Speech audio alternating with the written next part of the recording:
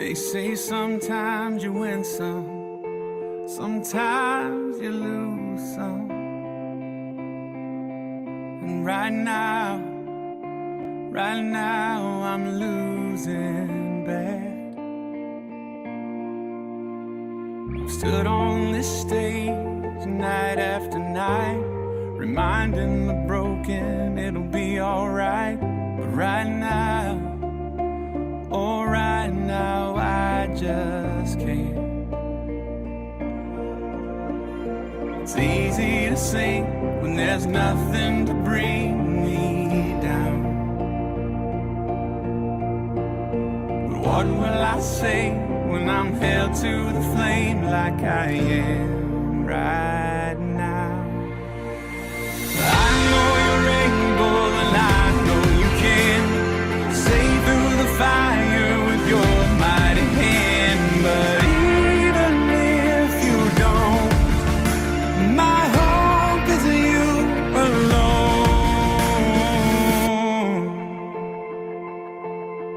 They say it only takes a little faith to move a mountain. Well, good thing, a little faith is all I have right now. God, when you choose to leave mountains unmovable, oh, give me the strength to be able to sing. It is well with my soul. I know you're able and I know you can save through the fire with your mighty hand. But even if you don't, my hope is you alone. I know the sorrow and I know the hurt would all go away if you just say the word. But even if you don't, my hope is you alone. You've been faithful, you've been good all of my days. Jesus, I will cling to you, come what may, 'cause I know you're able, I know you can. I know you're able, and I know you can save through the fire with your mighty hand. But even if you don't, my hope is you alone. I know the sorrow, I know the hurt would all go away if you just say the word. But even if you don't, my hope is you alone.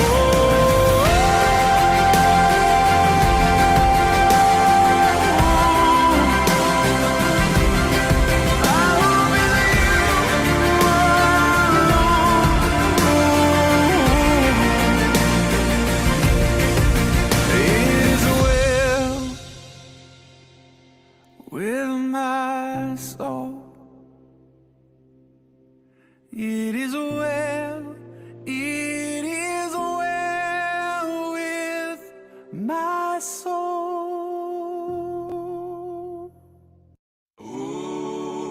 Hello, friends. Do you have a moment so that we may discuss our Lord and Savior Minarchy? No, seriously, I'm just kidding. Hi, my name's Rick Robinson. I am the general manager of KLRNradio.com. We are probably the largest independent podcast network that you've never heard of. We have a little bit of everything, and by that, what I mean to tell you is we have news, pop culture, special events, conspiratainment, true crime, mental health shows, drama productions, and pretty much everything in between. So if you're looking for a new podcast home to grab a little bit of everything that you love all in one place, come check us out. You can find us on X under @KLRNradio. You can find us on our Rumble and our YouTube channels under the same names.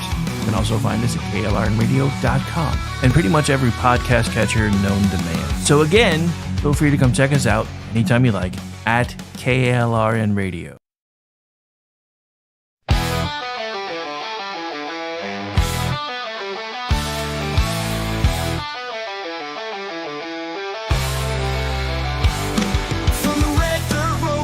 capital steps. Rick's calling out the truth, no time for regrets. He's got fire in his voice and facts in his hand, talking sense to the people all across this land. It's the Rick Robinson Show, where truth lies high. No spin, no script, just an eagle in the sky. From DC to Tulsa and OKC, he's calling it out with a mic and a mission and a whole lot of clout. This is Heartland Radio, raw and real. Tune in, speak up, and feel what we feel.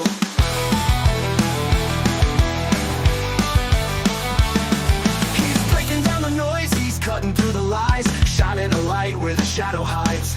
With guests on the line and callers on deck, he's the voice of the folks.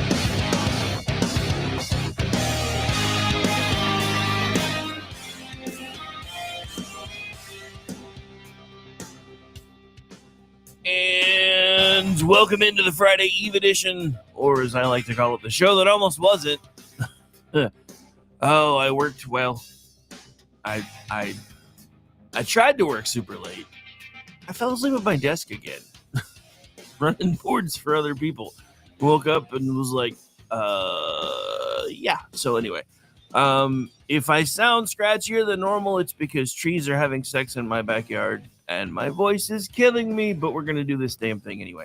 All right, so anyway, welcome into the program. It is almost Friday. For those of you working for the weekend, you are nearly there. It is just a little bit past 9 in God's time zone, 10 in the east, and 7 in the west. And breaking story, news story. I just found this out this morning when I was going through stuff. Everything got so buried yesterday because of the shooting and everybody freaking out over the shooting, and the left is freaking out because J.D. Vance got really mad over the shooting. So a news story kind of flew under the radar. Here in Oklahoma, Ryan Walters is resigning. He's stepping down in October. Apparently, he's going to become the CEO of a group that actually fights teachers' unions and the craziness that's going on in the schools anyway. So I guess maybe he thinks he can do a better job for kids there, or he's just tired of the crap. I will say this: we didn't deserve him in the first place. Look, I get it. Even he rubbed me the wrong way with the Bible thing, and he really did, because I mean, honestly, Trump rubbed me the wrong way with the Bible thing, because somebody who is or was a president probably shouldn't be trying to slap their name on a Bible. But then Ryan Walters trying to make a law, make a thing where, the only Bible that fit the criteria was the one with Trump's name on it. Yeah, especially once Trump was reelected again, I really didn't know how I felt about that. But a lot of the other stuff that Ryan Walters was trying to do here, if people would have gotten out of his way, would have been a good thing. But we don't deserve him here. So he's going to move on, make a lot of money, and the rank and file in Oklahoma will be happier. And our kids are still going to be one of the worst educated in the country because we do it all wrong. But that's just it. It's not just here, it's everywhere. Until we recognize the fact that our education system is broken and is very nearly broken beyond repair, I don't know how we're ever going to fix it. The kids aren't learning anything that they need to learn anymore. Like nothing. I mean, I used to work for the University of Oklahoma, and I talk about this all the time.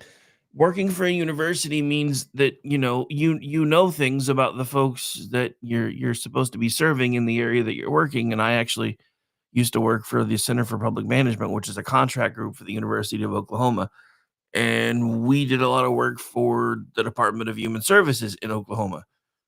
Ask me again how incestuous things are between state government and state programs and state universities, and I might actually tell you now that I can. Anyway, so one of the things that drove me the most crazy was working for the Department of University, our Department of Human Services through the University of Oklahoma. Is they would ask us every year what they could do to make our lives better and what they could pass on to the client to make our lives better. But they would also, in these other meetings, talk about how they're aware of what the average reading grade level is in Oklahoma. And I'm like, so riddle me this, Batman. So you know that the average grade reading level in Oklahoma, at least up until a few years ago, was the 4th grade, because we are a rural area predominantly, and a lot of folks don't even bother to finish high school because farming. And yet, The state of Oklahoma Department of Human Services sends letters out to its customers every single day that are written in legalese, which means they can't understand it. There's at least a 75% chance they aren't going to be able to understand this letter. So instead of being able to reach people where they are, you keep sending out the same stuff. And then you wonder why there are days when the people that take the calls for you are 400, 500 deep for an entire day, because we're having to take time out of our day to do the things that we should be doing and having to translate letters back into English for people. There's a reason I don't do that work anymore. It's not because I didn't like what I was doing. It's not because I didn't have a heart to help my community or try to serve my community. It's because I just couldn't do it anymore, because the state doesn't even listen to its own people. And it doesn't matter who's in charge. It's just the way it is. We're watching the same thing play out at a much grander scale at the federal level. We'll be getting into that today because, as far as I'm concerned, shut it all down. The Democrats are trying to hold the government hostage for a blank check. Shut it all down. But here's what you do. Mr. President, with the stroke of a pen, you deem Doge an essential service. And then you send them in with their red pen brigade to start putting red tags on everything that isn't essential. Because guess what? Your federal government should only be providing essential services anyway. The fact that we're talking about a government shutdown and everybody's wringing their hands over the fact that non-essential government services might be being shut down next week if we can't get the Democrats and Republicans to agree on something. I'm going to say this again. There should be no such thing as a non-essential government program. Private sector can do it more effectively anyway. Whatever it is. If it's not essential, let private sector handle it. It saves us money. It can make them money, and we don't have to pay for it. I don't understand the problem. I don't understand why this is such a foreign concept. Sometimes I hate having common sense. It seems that those that don't have it are so much happier than I am, because I'm looking at all this going, okay, so, and this is the point that I just want to make to all the Democrats out there that are screaming and yelling that, oh my God, if this shuts down, it'll be the Republicans' fault. Should have grabbed a cough drop. We'll be doing that in a minute. If this shuts down, it'll be the Republicans' fault. You know what happens when the Democrats are in charge? The Republicans try to cut spending, and the Democrats want more spending. And eventually the Republicans cave because they're afraid that the government's going to get shut down and they're going to get blamed for it. You know what happens when the Republicans are in charge? The Republicans actually start trying to cut spending, and the Democrats kick, scream, fight, claw, and yell to get all the spending back. And they try to hold the government hostage until they get it back. We're not the same.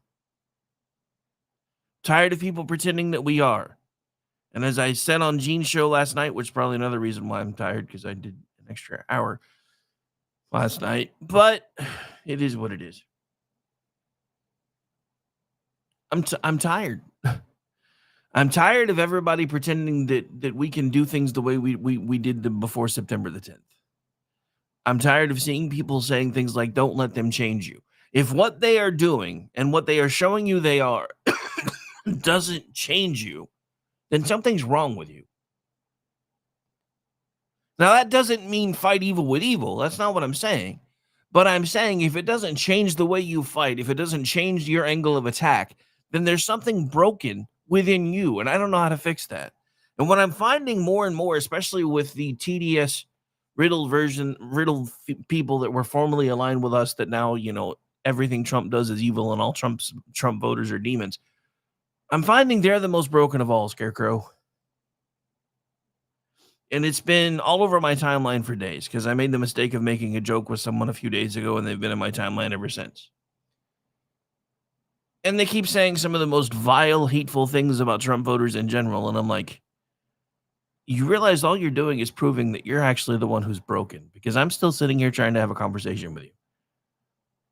You can't answer me. You won't answer me about why all Trump voters are bad. why they're evil, why if a Trump voter, which is me, quote scripture to you, I'm a demon. You don't ever answer any of those questions. Why is that? Why is it that I'm still sitting here trying to have a conversation with you and all you're doing is telling me how bad I am? And how there's no redeeming qualities for Trump voters.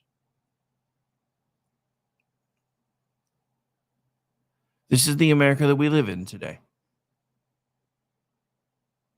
This is the America that we live in today. And the simple truth of it, ladies and gentlemen, is this. They are being programmed to hate you. And it's working. They are being programmed to despise you. And it's working. When they see Charlie Kirk, you know what they see? This. Because you know what I see everywhere? He was just a podcaster. Then why did you have to kill him? Why did you hate him so much if he was just a podcaster? Because he wasn't just a podcaster. He was somebody's child, somebody's husband, somebody's father. And he dedicated his life to trying to get Americans to talk to one another again. And you know what? You guys are the ones that don't want to talk anymore. Trump is the devil. We're all evil. And I had the same person that's been in my timeline all week tell me that when Trumpism is finally eradicated, they want all of us to have to wear a mark so that they can see who we were. Who exactly does that sound like? The same people that keep telling me that I'm the evil one, that I'm the hateful one. Primarily because I won't just sit here and take their abuse anymore. Are the ones that are doing nothing but spewing hatred at me. But they don't see it as hatred. Because their anger is justified. They're feeling that I am not a Christian because since I voted for Trump, I automatically support the Antichrist. Is justified. Like it or not, ladies and gentlemen, this is becoming a holy war. And I don't say that lightly. We are at war on all fronts. Islam is becoming emboldened. You can see it in the fact that in places like Dearbornistan now, they have entire political rallies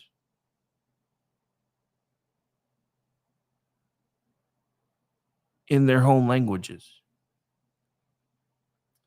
You hear them calling for the fact that all Western civilization must be destroyed now. From American soil. From British soil.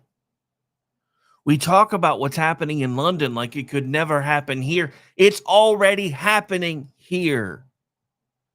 It's happening in Dearborn. It's happening in the surrounding areas of Dearborn.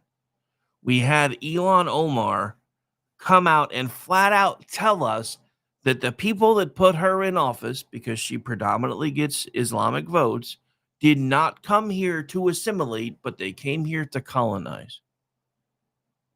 And we didn't pay attention. And now, thanks to communism largely infiltrating our education system, most of our kids hate us now. Most of America's youth, until September 10th, looked at America as if it was a cancer that needed to be eradicated from the rest of the world.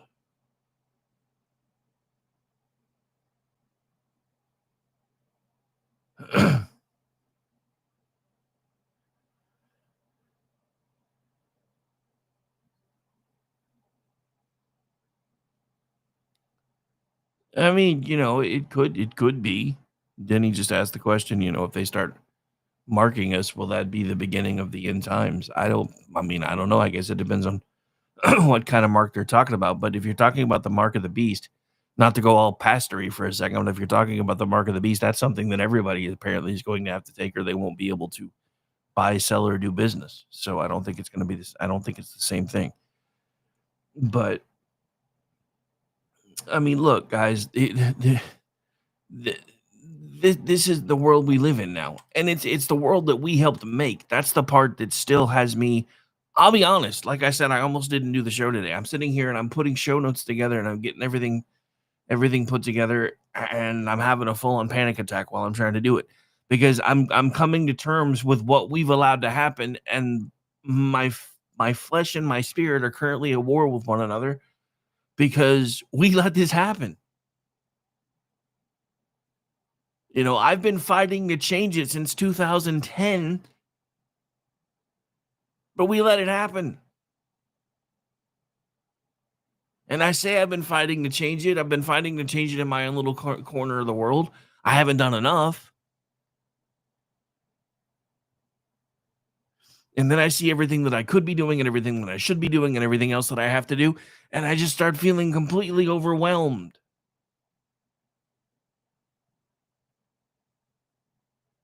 But I know that some of this is our fault. Letting it get to this point before we finally stood up is our fault. Letting these people push us around for over a decade was our fault. Not quite, I mean, sorry, I'm being very careful as to what I say today. You know what? Let's do this. Let me go ahead and put on another music break real quick just so I can go grab a cough drop. So hopefully I can not choke to death on the air today. So I haven't really been taking very many breaks lately, so I don't really feel that bad about putting some back in. We'll be right back. I don't even know where this is going to start at, but we're just going to play it. So hang on. As soon as I get it set up. It's Mercy Me, so it can't be that bad.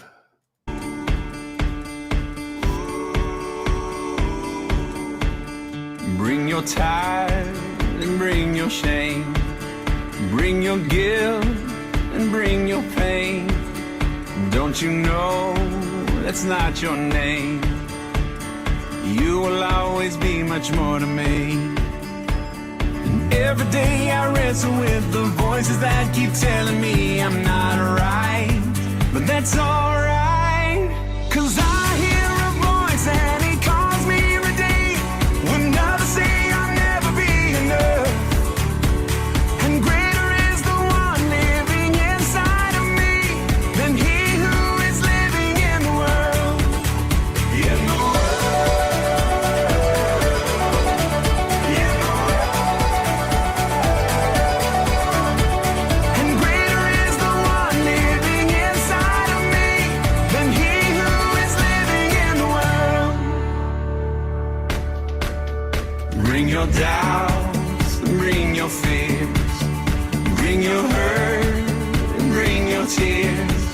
There'll be no condemnation here. You are holy, righteous, and redeemed. And every time I fall, there'll be those who will call me a mistake. Well, that's okay, 'cause I hear a voice and he calls me every day.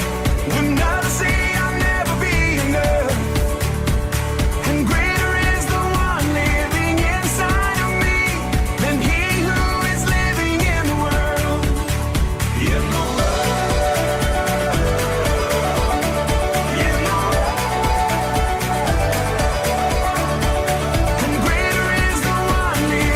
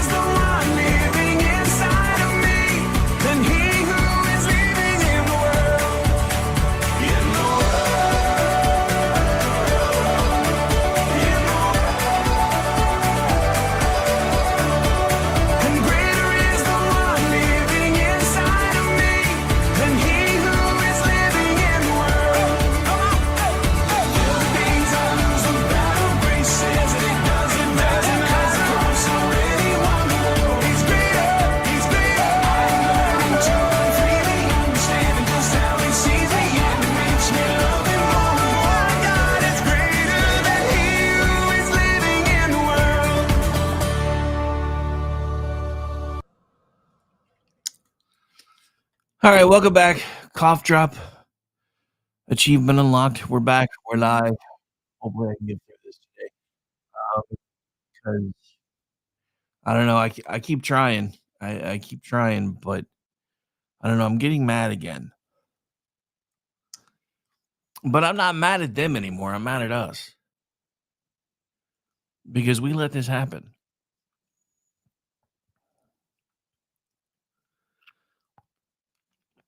I know we want to blame the shooter, and I know we want to blame leftists, but we're the one that let them get this way. And I think this is why things like this are starting to happen.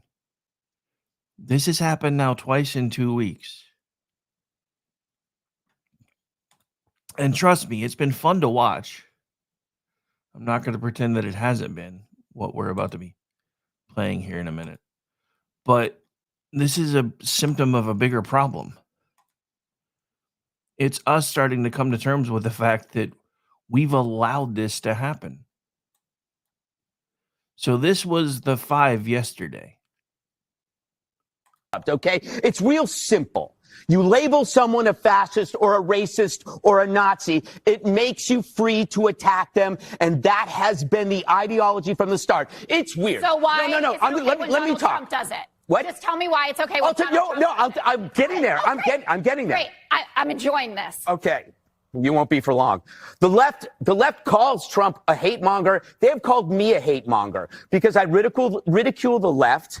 I ridicule protesters. I ridicule academia, Hollywood, the news media. I make fun of The View every day. I make fun of the UN. Guess what? No one acts on the things that I say because my side doesn't do that. We say people are stupid. We say people are wrong, but we don't say they're evil. That is your game, okay? And then you come and you say, okay, man, this is a mentally ill loner. Well, who do you think does this stuff? It's not Ben Affleck. It's not Tom Brady. It's not even Carrot Top. People who do this stuff are always that way. The question is, who points them in that direction? Why pick ICE? Why pick Kirk? Why target TV stations that put bombs under Fox trucks? Huh? Why vandalize memorials? Why kill kids in Catholic schools? Two things can be true. A person can be mentally ill, and you can be guiding him to that place in his life. That is how brainwashing works. I love that, Raptor. I'm heading over to KLR Radio now. Pray for me. I would pray for me too if I was trying to watch me do this stuff. Anyway, so I promise I'm going somewhere with this.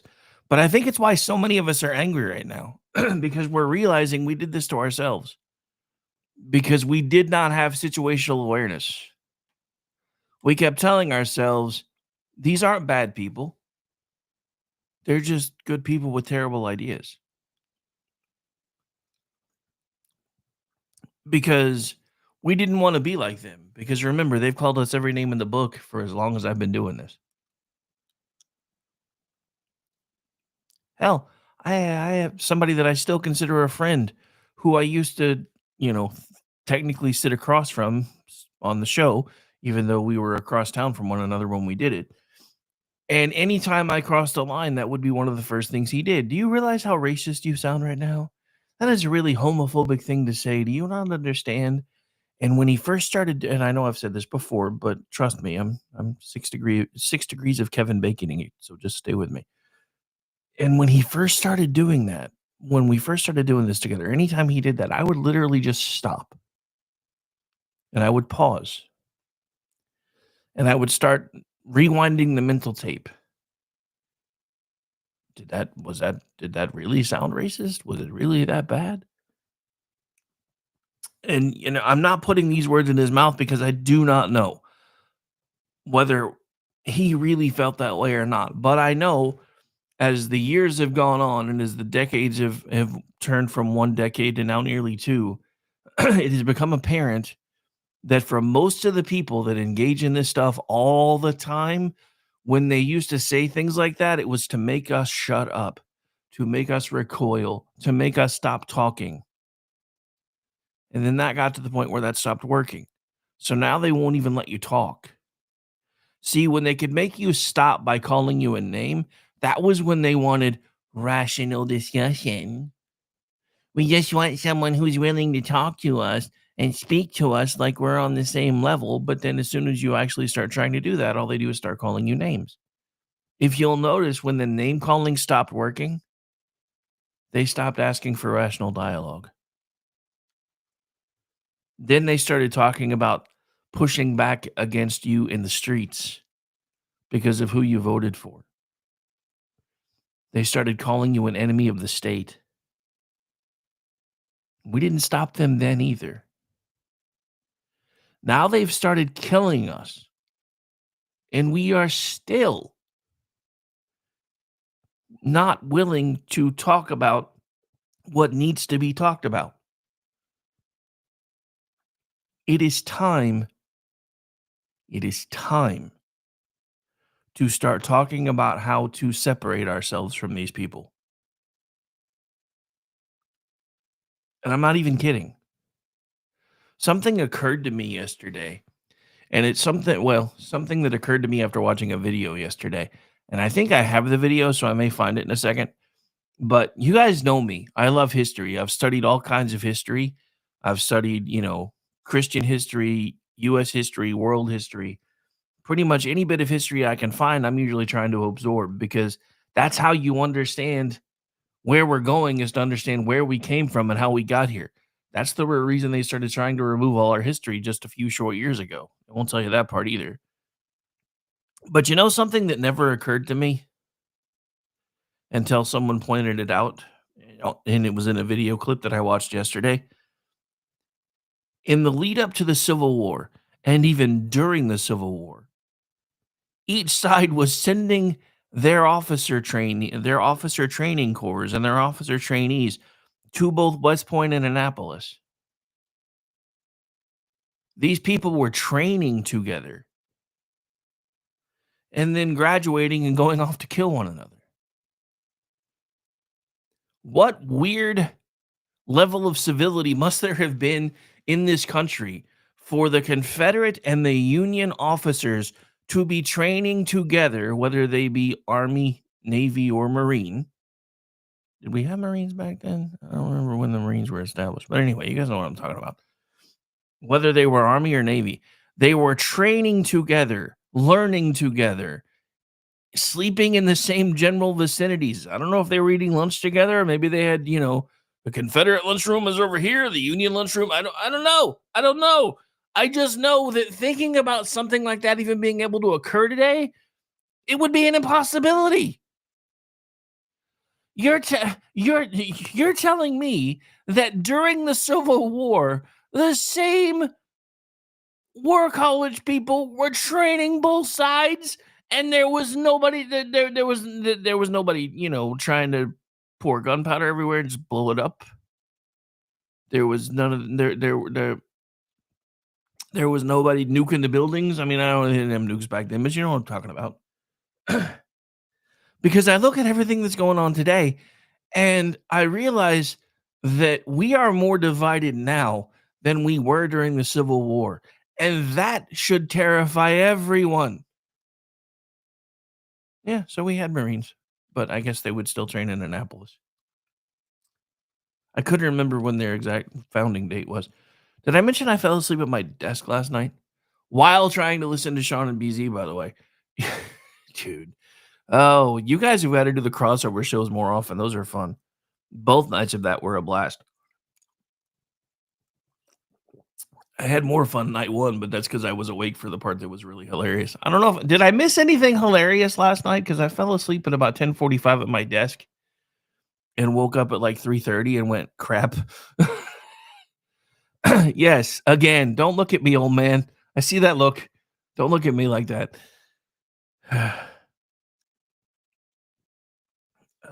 But anyway. But it occurs to me. We couldn't do that today, I don't think. I mean, we can barely do it now.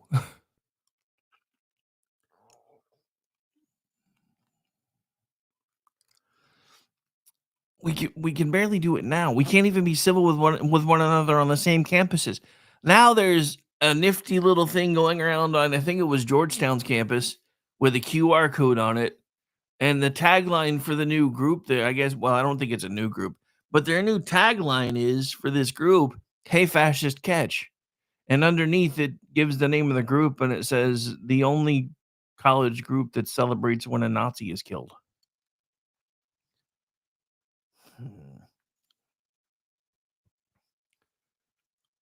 How do you coexist with people who hate you?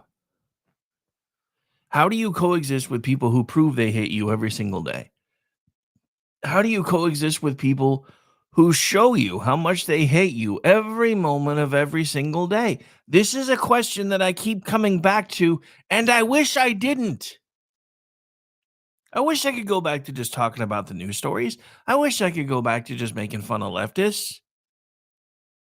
My job was so much easier when I could do that. But you know what? Everybody else is doing that. And that's not where I am right now. Because I didn't start this for ratings. I didn't start this to get famous. I started this to change people, to influence what lives I could within the sphere of influence that I had. That's why I changed this. And that's why I can't let this go. I've tried. I tried to do a new more normal style show yesterday, and it felt wrong.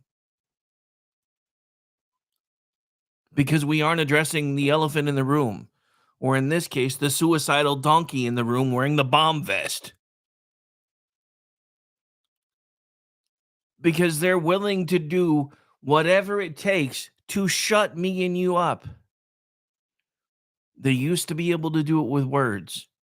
Now it's not working, so they're starting to do it with violence. Sometimes even the violence isn't working. So then they escalate the violence. So again, I ask the question, how? How do we move forward with this group of people? And again, the clip I played a minute ago, I think illustrates this fact. Because Greg is finally starting to figure out that Jessica Tarlov, and I think on some level, I think they've known this, because I am a firm believer, because Glenn Beck kind of let the cat out of the bag from when he went first from CNN over to Fox and then left Fox, that he was tired of being in rooms full of people that he felt like were playing caricatures, because he didn't understand how they could get along with each other so well off camera when their ideas were diametrically opposed to one another.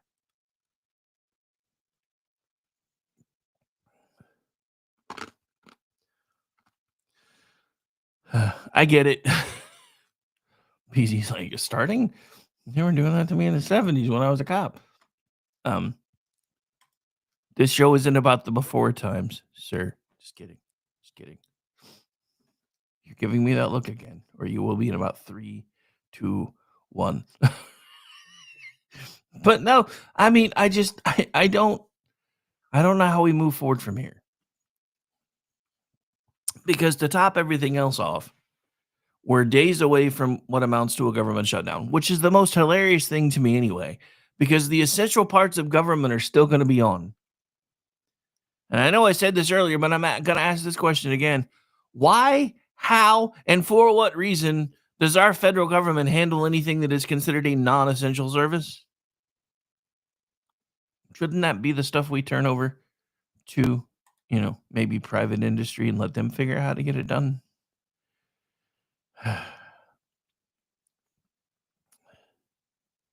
So there's a clip about this, though, because that's one of the things that I probably will be talking about, or trying to talk about in more of a normal fashion this time today, because this is part of the important news. Because I would like to remind you that when the government is headed for shutdown, when the Republicans aren't the leadership party, it's still their fault. When they're the leadership party, it's still their fault. So just shut it down. Just shut it all down. If the Senate does not. The difference is with the Republicans, normally when they're fighting with the Democrats over, trying to get things done and keep the government from shutting down, It's to try to either keep spending levels the same or, God forbid, actually try to trim something when they're the minority party. And then we get mad because usually whoever's in charge of our party at the time, especially if it's on the House side, is like, have you met my ink pen? And I'm going to write this check anyway. And then we're mad. But the funny thing is, it doesn't matter. Our position is still the same, whether we're the minority party or the majority party. Our position is the same. We need to get rid of some of this spending. We need to cut spending. Most of the time, and this is the difference between everyday average Americans and the rest of Washington, D.C., is when we talk about cutting spending, we're talking about actually spending less than we were before. When they talk about cutting spending, we're just going to keep the levels the same, and technically for us, that's a cut. Yeah, that's not how that works. That's not how any of this works. But I want to talk about this clip right here. Hang on. If the Senate does not pass a bill to fund the government in 6 days, the government will shut down. President Trump canceled a planned meeting with Democratic leaders, and CNN is reporting that he made that decision after speaking with you and House Speaker Mike Johnson. Did you encourage the president to cancel his meeting with Democrats?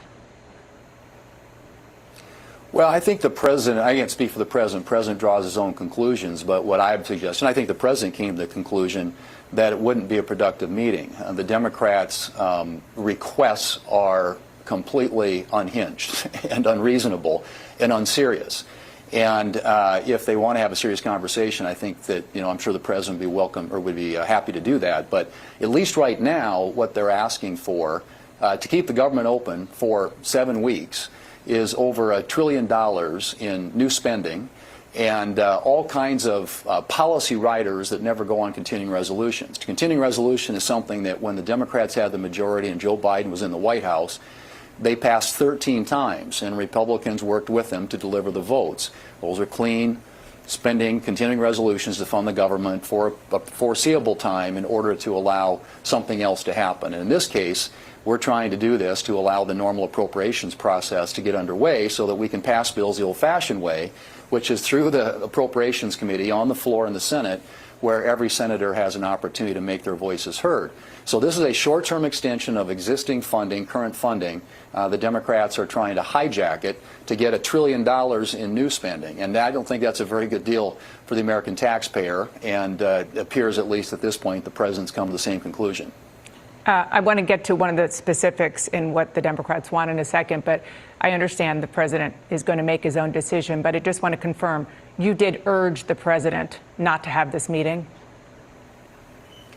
I spoke with the president, and I offer, as I often do, my opinions, but I generally don't share those publicly. And as I said before, the president comes to his own conclusions.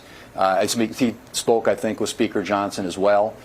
We have at the desk in the Senate right now, Dana, a bill to fund the government, passed by the House, ready to be signed into law by the president. We could take it up today and pass it.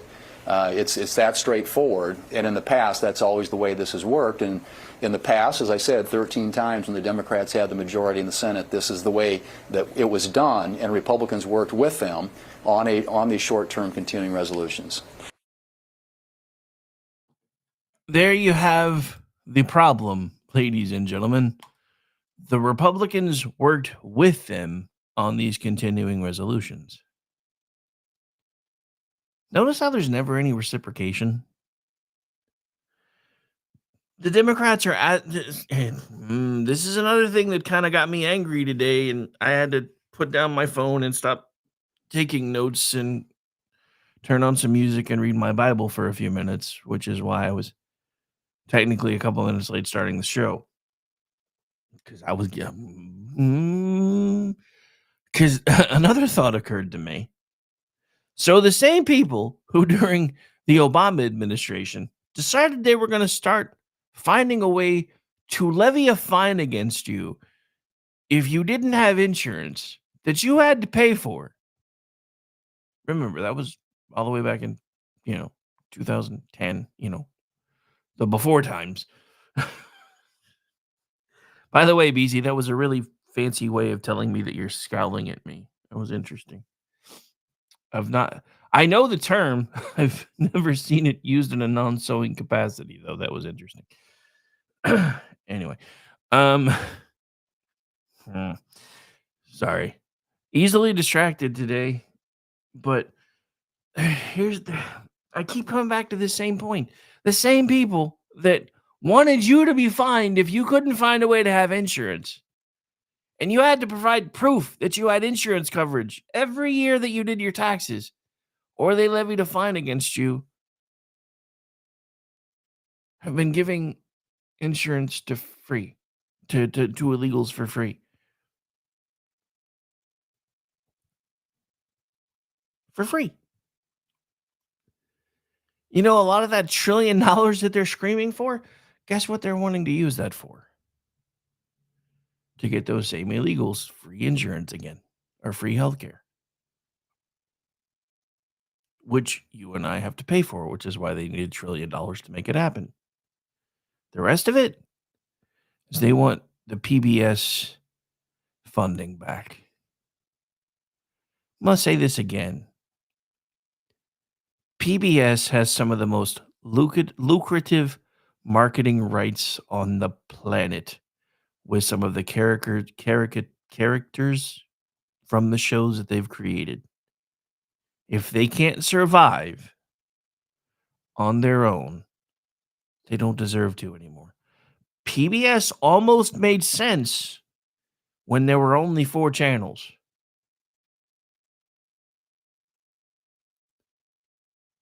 But then we went from VHF channels to UHF channels, and then we added cable to the mix. Now we have satellite, we have streaming. If PBS can't survive on its own in the market, it doesn't deserve to anymore. Same thing with Jimmy Kimmel. If Kimmel cannot survive on his own in the market without stepping on his own genitalia every night on TV, that's not my problem. Besides, the funny thing is the liberals should be celebrating right now because by Donald Trump pointing out what a tool Jimmy Kimmel is, he had the best ratings he's had in a decade. Because, the liberals do the exact opposite of anything Donald Trump says anyway. Which leads us to another scary story. I talked about this a little bit yesterday. But so day before yesterday, I think it wasn't day before. I think it was day before yesterday. Was it Monday? Tuesday? I don't. Anyway, so beginning of the week, let's do that. Donald Trump comes out with Bobby Kennedy and some other, actual doctors and starts talking about how, maybe taking Tylenol while you're pregnant isn't a great idea. Or if you have to take it, maybe take it at the lowest recommended dosage. Turns out Tylenol's been telling people that for a long time. Interestingly enough. And yes, I know there are 2 different versions of those posts going around. One of them actually is from the actual Tylenol account, though. The leftists are liking to point out that somebody's made an account that is mirroring the Tylenol account. But, yeah, there's another one. Same stuff. At least from what I can tell. Doesn't matter that there have been Harvard studies that say, while there's no direct causal information, we are still seeing enough stuff that we should probably be concerned. Doesn't matter that we asked women to stop smoking during pregnancy and stop drinking during pregnancy with no information other than assumption.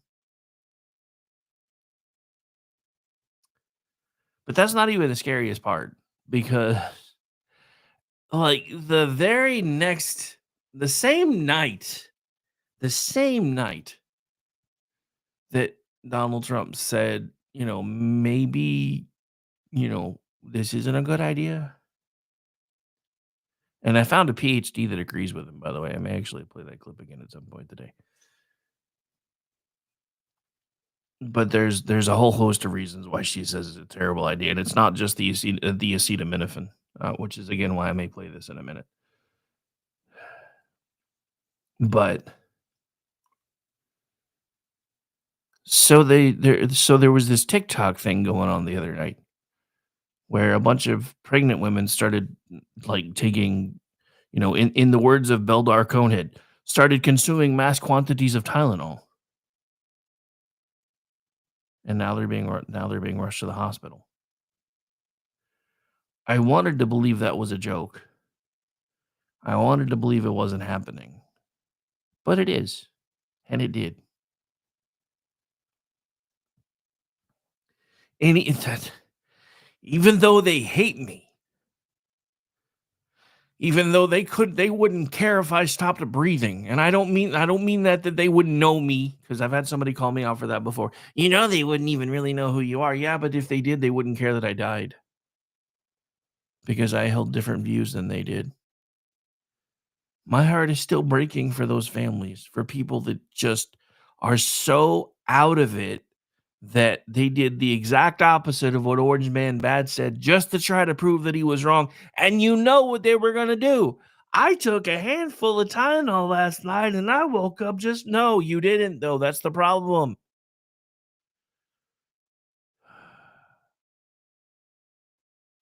That's the problem.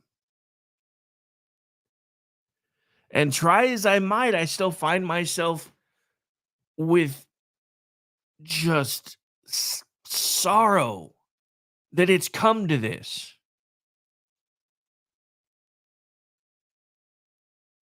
Because again, these were somebody's children.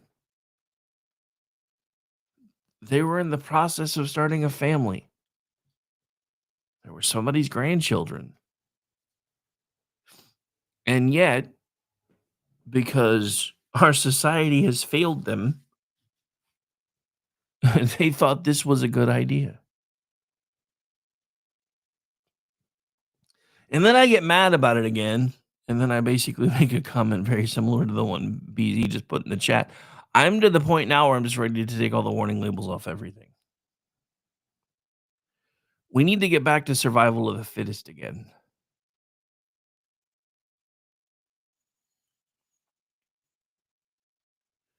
Because we're not survival of the fittest anymore. And I know that sounds evil and mean to people that don't understand it, but that's how we got to where we are.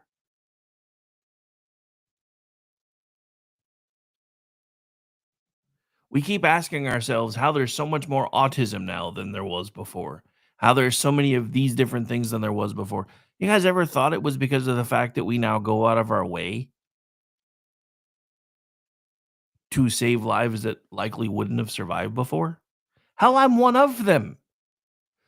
So I'm not saying I shouldn't exist. A lot of you guys don't know this, but part of what I had to overcome and did tons of physical therapy about was because for about 4 or 5 minutes during childbirth, I had an umbilical cord wrapped around my neck. So I wasn't exactly getting all the oxygen to my brain that I needed. Explains a few things, don't it? And I'll be honest, I was misdiagnosed for a while. For the longest time, they thought I had cerebral palsy because I was exhibiting some of the same symptoms. But they realized that that wasn't it, because I still had about 99.9% of control of my musculature. So they're like, yeah, maybe that's not, we thought so. And trust me, I had to fight to get that removed from my medical record to do what I wanted to do when I grew up. And I did. But I still had to do all kinds of physical therapy and stuff because I was weaker than everybody else. I was born a month premature. I spent the first month of my life in an incubator. I had to fight and claw for everything that I did, even in childhood.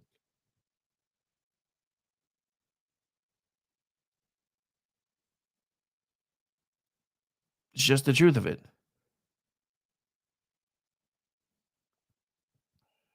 Smoking in the boys' room.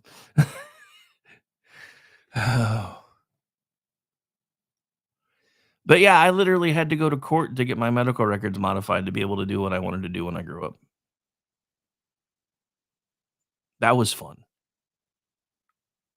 That was fun. And then, irony of ironies, most of what I spent my entire childhood overcoming life has given back to me in small ways, little doses, which is why I always made the joke with my wife, because she got mad at me because after her dad passed away, She's like, okay, we're not going through this. We're going to sit down and start planning out what we're going to do. We're going to figure out how to get the stuff done, and we're going to get it paid for.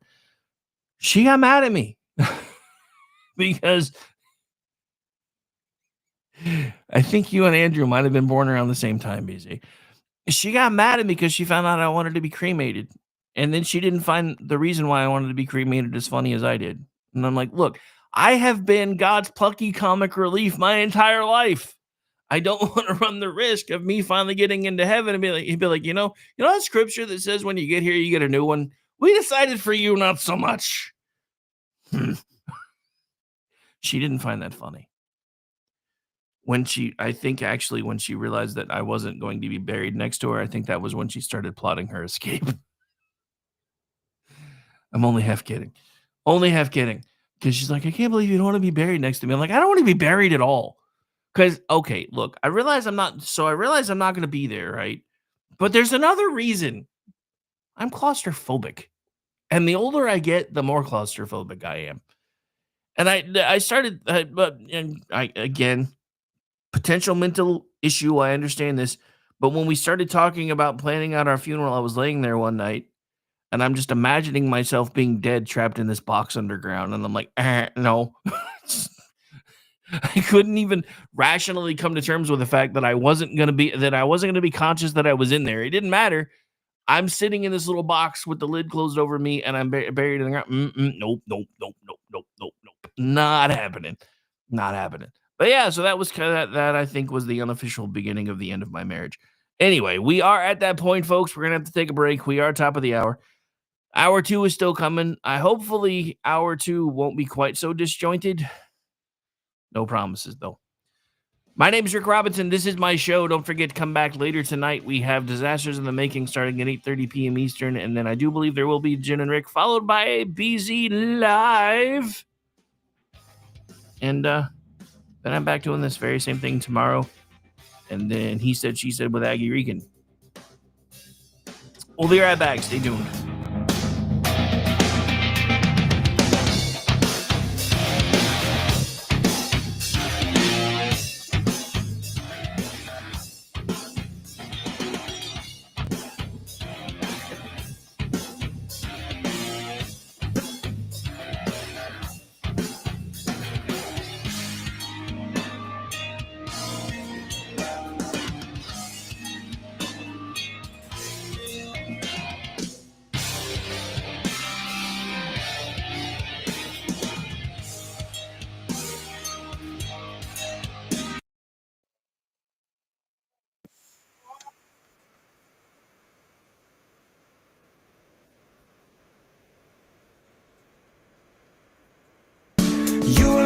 Everybody thinking there's worth in what you do.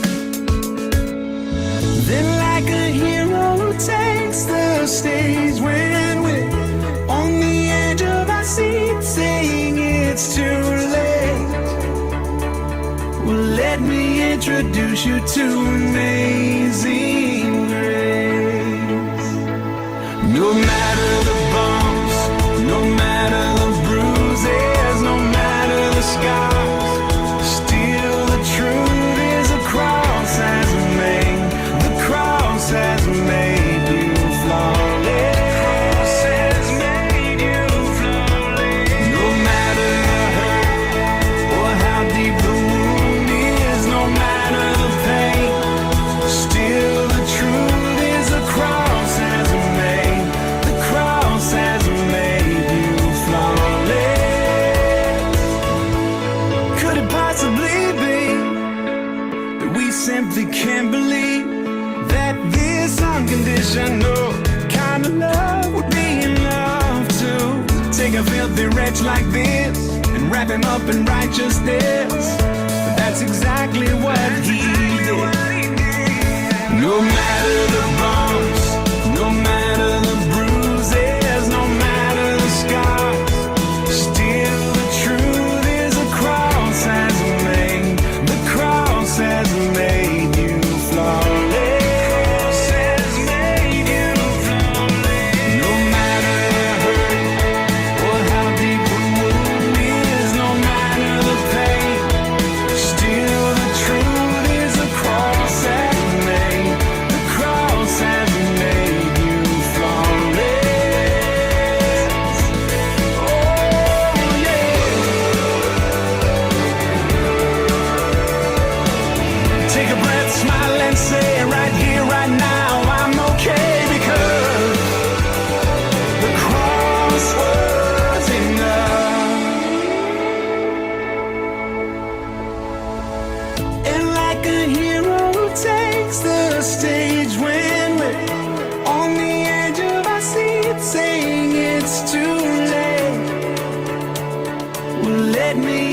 introduce you to grace, grace, God's grace.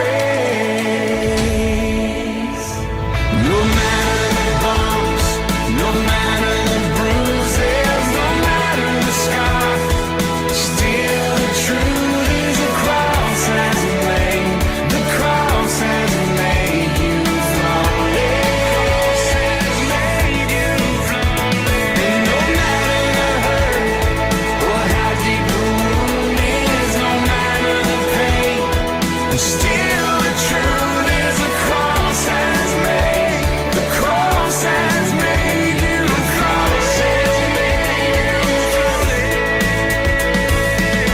No matter what they say or what you think you are, the day you called his name, he made you flawless. He made you flawless. He made you flawless. He made you flawless. No matter the bumps, no matter the bruises, no matter the scars, still the truth is the cross has made, the cross has made you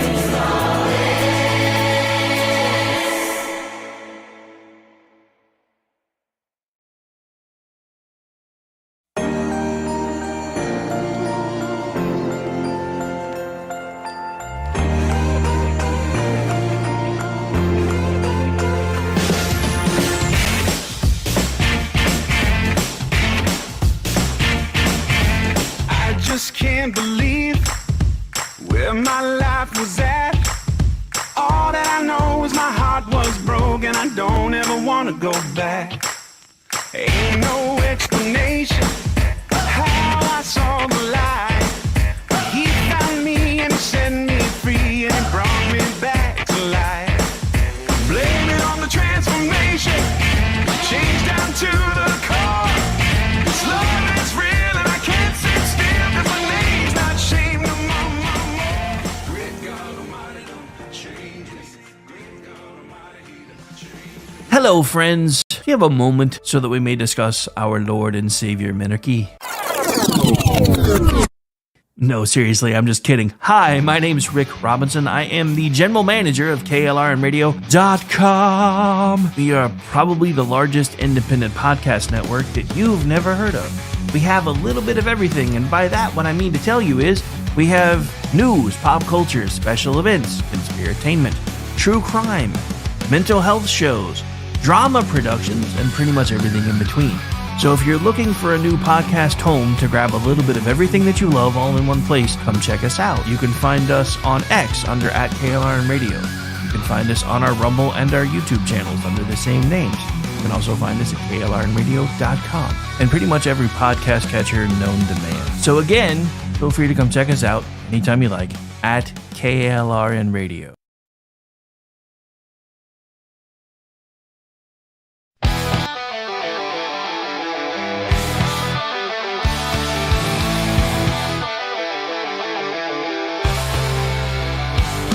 From the red dirt roads to the Capitol steps, Rick's calling out the truth, no time for regrets. He's got fire in his voice and facts in his hand, talking sense to the people all across this land. The Rick Robinson Show, where truth lies high, no spin, no script, just a needle in the sky. From DC to Tulsa and OKC, he's calling it out with a mic and a mission and a whole lot of clout.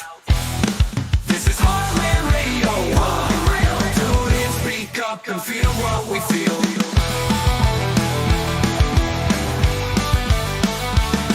He's breaking down the noise, he's cutting through the lies, shining a light where the shadow hides. With guests on the line and coders on deck, he's the voice of the phone.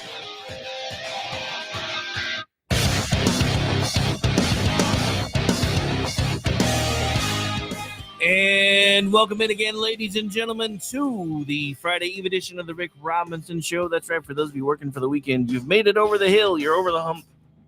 Yesterday was, in fact, hump day. Also, Chat Lives Matter Day. Hope you guys hung out for that. It didn't run quite as long as it was planning to run because I was going to run BZ's rerun last night, but I fell asleep during their live one. But anyway. So we'll probably figure out a point to play that at some point. Maybe Sunday. I don't know. Because I was going to say Saturday, but I forgot. I'm going to be getting ready to perform a wedding ceremony. So, yeah. Like, I don't do enough. I also still do weddings and funerals, even though I don't do a church anymore. Anyway. So, welcome back into the program. Hope everybody's having a great day. Thank you so much for everybody hanging out with us. Chat room's getting kind of full. Looks like, oh God, I've made BZ cry. Somebody get the man a tissue. Anyway, I thought Denny was going to be ducking out on us, but it looks like his meeting got moved. Tell your bosses I said no more meetings during my show, sir. Just kidding. Just kidding. So according to BZ, there is hope. I'm trying to see if I can get into the chat to get that pulled because it doesn't let me pull from inside the studio screens. So one moment, please. I'm curious as to what he's referring to. I would also like to thank the nearly 300 of you hanging out with us right now. And because I wasn't there, I can't see it. Go figure. Did I mention I don't really like the X chats very much?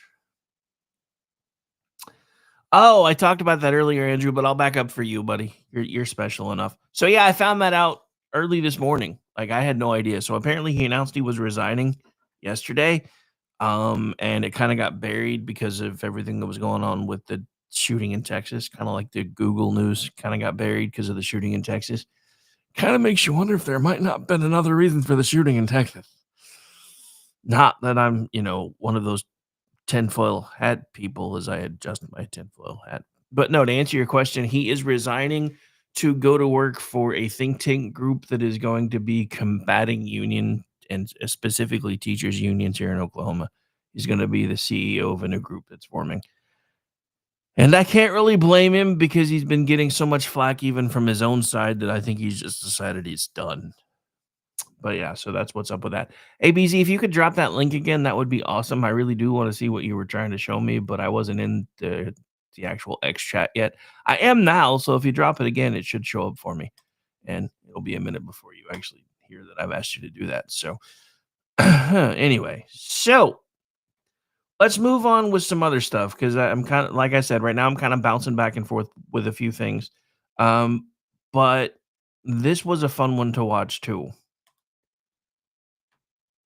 Because what they expected us to do, especially after we watched Charlie Kirk basically be murdered on live streams, was for us to sit down, shut up, and go home. That isn't happening. So this is from an article from our friends at Red State, but this is Megyn Kelly at a Charlie Kirk style event. Just watch. Why you support a president. I gotta fix something first because I realized I didn't do something that I needed to do before I could start doing that. So hang on. Why you support a president who contributes to the rhetoric that got your friend Charlie killed. We saw his rally recently. He said, "I hate my enemies." Stephen Miller said similar things. How can you support him when he contributed to what got Charlie killed? Assumes facts, not evidence. What you said is not true. 70% of political violence is committed by Republicans. Okay. Look it up. That's not DOJ true. just pulled it. The DOJ just pulled it from their website. DOJ just pulled the study from their website because they're delusional. That's not true because they just pulled it. Look it up. Once you pulled it from their website. Once you pull the crazies out of there, it is overwhelmingly left-wing violence. Google it. We have had every single person in the audience. Google it right now. This is how we get here. So first of all, let me take on the first part of the premise of your question, that it was President Trump's rhetoric that led to an assassin killing our friend Charlie Kirk. That's a blatant lie. It's a defamatory blaspheme, and it's inappropriate in this setting. That's not what I said. We know. Yes, it is. No, I said he contributed to the political atmosphere. Well, then you have no point. Tension. Then your point is utterly empty. Contributing to the atmosphere. This guy was let's just make clear. This guy was motivated by leftist ideology. We know it from the bullet casings. We know it from the Utah governor. We know it from his own mother. Yes, we do. Let's be really clear on that. Even if that's true, so then you're saying because, let's say this guy's a leftist, even if that's true, does that make it okay for the sitting president of the United States to incite violence against liberals? The President of the United States has not accepted violence against liberals. The President of the United States made a joke at the Charlie Kirk Memorial, which was funny and self-deprecating. It was on the heels of Erica Kirk saying she, in an extraordinary moment, forgave her husband's killer. And let me finish. And then President Trump got up and making a joke, playing off of what Erica said. He said, we disagree. I need to do better. Erica's going to try to convince me, but I'm in a different place. And that's completely normal for a politician to be thinking about his political fights. And by the way, Trump has every right to loathe his enemies. They tried to put him in jail for the rest of his life. They tried to bankrupt him. They tried to put his family in jail. And they tried to kill him. Criminal. Jack Okay, Smith. Wait. Okay, now you go. Thank you for your time. Okay.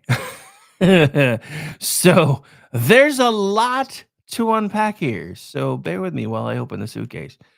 So the study that he's referring to that was pulled by the DOJ was one that was actually on the website during the Biden administration to try to paint us as the bad guys. And that entire study has been completely debunked. Completely and totally debunked, which is why they pulled it, because there's absolutely nothing in it that supports anything. And it's just like she said, if you take out the people that were lumped in with the study that obviously have mental illness issues, you are then left with predominantly left-wing violence, because they're the violent ones. If you don't believe me, try to talk to one. And at this point, I hate that they have made me this way, but pretty much anybody who doesn't support Trump is left of me anymore. And by support, I don't mean 100% of the time. So I'm not one of the, well, if you don't agree with the president that I voted for 100% of the time, I never want to talk to you again. No, that's not what I mean. But that's their position. If you voted for the man, then I don't want to talk to you 100% of the time. So yes, there are people that still consider themselves Republicans that, as far as I'm concerned, anymore are left of me, because they have no wiggle room. They have ideologically fallen to the wayside. And for those of you that don't understand what I mean, I would like to point out to you, for those of you who are old enough, Star Wars Episode 3. During that entire episode, you and granted, you can either like the movie or you can hate it. I will admit, the sequels made me actually like the prequels, which shows you how bad they were. Because by comparison, those were some good damn Star Wars movies. But there was still some good storytelling, especially in Episode 2 and Episode 3. And Hayden Christensen has been a really good sport for all the hate that he's gotten over the years for how people felt he didn't play that character very well. I saw him the other day. He threw out the first pitch at a baseball game, and he was wearing a jersey that said 66. Bit of a Star Wars inside joke there. But the character of Anakin Skywalker found himself falling more and more into the dark side of the Force. But he thought he was on the right side. He was doing what he was doing because he was trying to do the right thing for the person that he loved in his own mind, because he had started seeing visions that she was going to die. And he wanted to be able to do something to stop that. This is why I always talk about sometimes even the best of intentions don't mean anything. Because if you find yourself turning your back on everything that you believe in,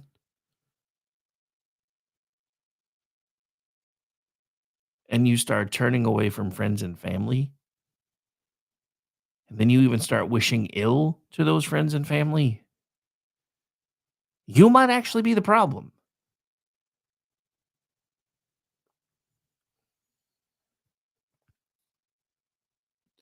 You might actually be the problem. And that's where we are. We have so many people now that have been convinced through social programming that they're on the right side. But they don't realize that the reason that they feel like they've been on the right side is because social media has been programming them to think they're the good guys. Social media has been programming them to think they're the good guys because the Biden administration quietly behind the scenes, say what you want about Donald Trump trying to influence things and undue influence and blah, blah, blah, yada, yada, yada. At least what he's doing is out in the daylight. The Biden administration secretly, quietly, and surreptitiously started targeting people within social media companies and telling them you're going to do this or else. So what they did was they started curating what people were seeing to only fit one side of the narrative.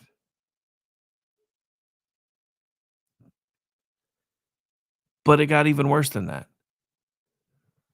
Because they were using USAID money and your tax money and my tax money and all the money that we unwillingly give to the government, usually kicking and screaming, to fund their own little private groups to foment angst, known as Antifa and Black Lives Matter. And the people that were buying all of the social media distortion, hook, line, and sinker, then watched all these groups that were supposedly standing up for them, that were supposedly, actual grassroots resistance, when it turns out it was all paid for astroturf. So they became more and more emboldened. Then you have their entire leadership circle saying things like, when you see Trump's cabinet members out on the street, push back, get in their faces. Don't let them eat in your restaurants. Stop them when they go to your gas stations. And then it wasn't even the cabinet members anymore. Then it was, if you know Trump voters in your life, maybe you shouldn't have Thanksgiving with them. Because we can't support or condone their brand of crazy.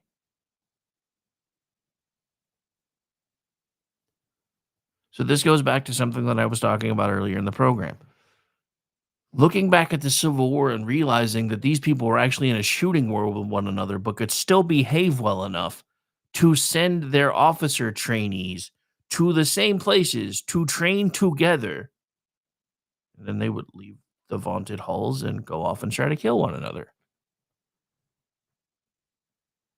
Is it just me, or does that break anybody else's brain? Because again, I don't know how I never knew that. Maybe I read it somewhere once before, and because of the fact that it did break my brain, I didn't hold on to it. But that was just hearing that yesterday. And you know what? Let me see if I can find that real quick while I'm talking about it, because I think I bookmarked it. Hearing that being talked about yesterday, I was just like, seriously? That's a thing? I don't guess I bookmarked it after all. I thought I tweeted about it, though. Oh, well. Dang, that was good, though, too.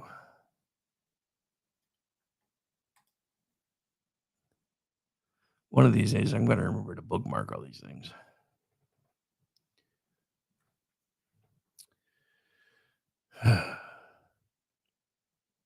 But yeah, so if you think we're past the crazy point, we're not. Because again, the Democrats are ready to shut down the government because we won't fund their healthcare wish list. Which again is insane if you think about it. It really is. All right, so this is from my good friend Jen, who I do a show with usually on Thursday nights. We couldn't do it last week because she was in Tennessee at a family thing. I think she's back tonight. I'm going to confirm with her here in just a little bit. But I thought this was a rather important point, so I'm going to go ahead and talk about it on the show. She just posted this out on X. Well, for some reason, it just showed up in my feed, but I guess she put it out at 3:24 in the morning, right about the time I realized I was asleep at my desk. So words are not violence. Silence is not violence. This is imperative because as humans, we generally understand that if someone is violent towards you, you are entitled to be violent towards them. We cannot allow the definition of violence to be corrupted. The reason I wanted to say that is because I made that very same point earlier this week. That's exactly what they've done. They have equated words with violence. They have equated remaining silent with violence because as a general human rule, if someone is violent to you, you are allowed to be violent back to them. Please see the Old Testament if you doubt what I'm saying. So that's what they've done. They've programmed people. Well, words are hateful, and and hate is violence, and yeah, that means we can do this, and that's what I'm talking about with the programming. And the thing about it is, yes, this was the capstone of the programming. What the Biden administration did during his term, that was the capstone of it, but it wasn't the beginning of it. The thing about it is, it took a long time for them to get things to where they are right now, but nobody wants to talk about how it really started and why it really started.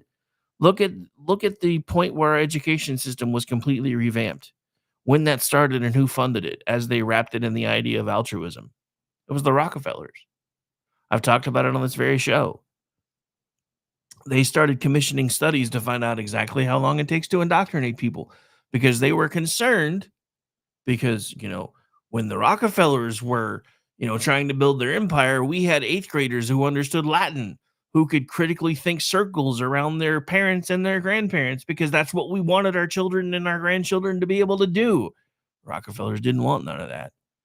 In their own words, in his own words, he wanted people that were just smart enough to operate his machinery, but not smart enough to question the fact as to why they kept staying at this job where all they did was operate his machinery. So he set about to redesign our entire education system based on the studies that he had commissioned, and we let him do it because he offered to pay for it. That was in the 1900s. Late 1800s, early 1900s. Can't remember exactly when at the moment. But that's about how long it took to get us where we are now. To where now we have kids that aren't even learning anything in school other than how to give a proper lap dance and whether you should let a drag queen sit on your lap at story hour.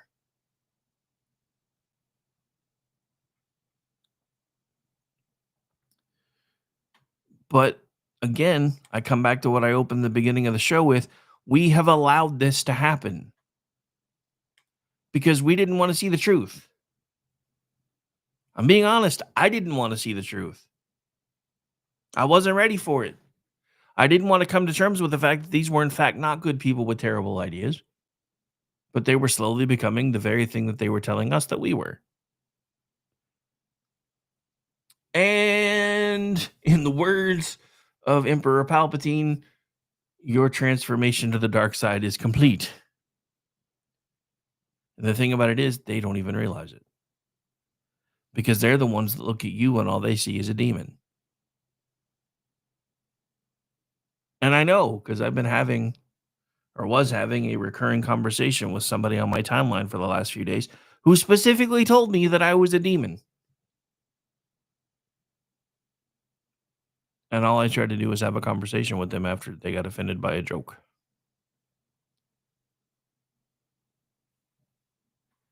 That's where we are. So again, with what they've been screaming about, with what they've been yelling, because that's why the show's titled what it's been titled today.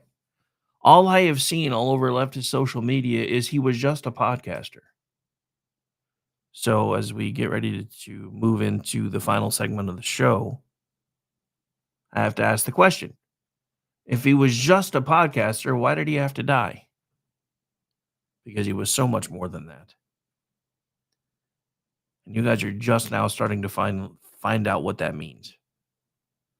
Because while you've been trying to, while you did everything you could to shut him down and shut him up, people are now going into those same places and spaces.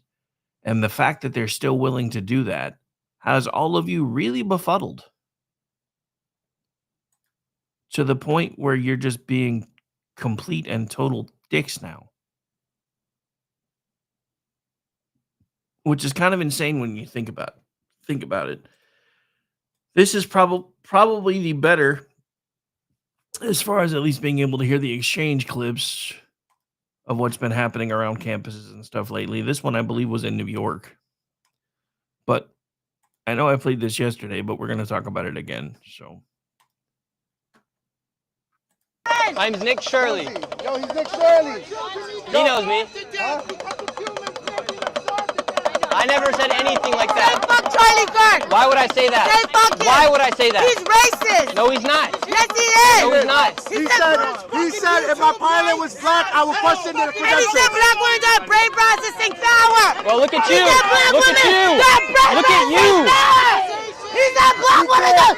Get fuck Charlie Kirk. You can't be for the Palestinians and against the blacks. You can't be for the Palestinians and against the blacks. It don't match. You have to be pro-black if you're pro-Palestinian. You wanna blame us? Hey, stop it. Stop it. Get off. Get off. Palestine. Hey, asshole, you want to blame us for Charlie Kirk? I ain't blaming you for Charlie Kirk. Oh, why not? Every fucking other right winger is. I'm not blaming you. The left is the right winger. Look at right? you guys. Rest in peace. Look at NYPD's laughing at you. Get out of here. I want to be on his line. You're getting what you wanted. This is what you wanted. I didn't want any of this. This is what you wanted. I came here to talk to you guys. That's exactly what you wanted. Stop For the your likes. genocide. I said free Palestine. I said it. YouTube likes. So that you can Whoa, monetize wow. it on YouTube. Wow, look, someone just donated $20. Thank you, thank you. Say black and brown lives matter. Black lives matter, white lives matter, all lives matter. All lives You matter. refuse to say free. All lives matter. I'll stand on that till I die. Okay, so I know I said this yesterday, but I would again like to point out the irony of the insane black woman standing behind him screaming, "Release the Epstein files," while she's flashing the entire planet. But this is what I'm talking about. This is the craziness that we're fighting. Now, I don't know this person, and it seemed to me that they went up to what seemed to be a protest about Palestine and everything else and started trying to talk to people. I would not recommend that, just being honest. So the other one that I talked about yesterday was the guy that was basically escorted off campus at an HBCU campus with a bunch of people screaming and yelling as he went. So apparently someone else brought up the point that they're more concerned that they were somehow able to get onto the campus. I would have assumed they would have cleared that first. If you're just walking into a college, you probably shouldn't be doing that. Especially if you're trying to, continue what Charlie Kirk was trying to do. Because they did all this stuff in advance. They didn't just go into a college and set up a table and start trying to demand discussions. So some of you, I think, might be doing this to try to become the next Charlie Kirk. There will not be another one. So there's no point. Yeah, trust me, he's no Charlie Kirk. As soon as I heard him say, "I said free Palestine," I was like, yeah, you're not Charlie Kirk. Because guess what? Palestine isn't real. Palestine is a derivation of the word Philistine, which the Romans made up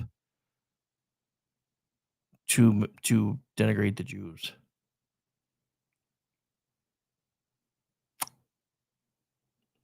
Just saying. But again, that's part of not understanding history.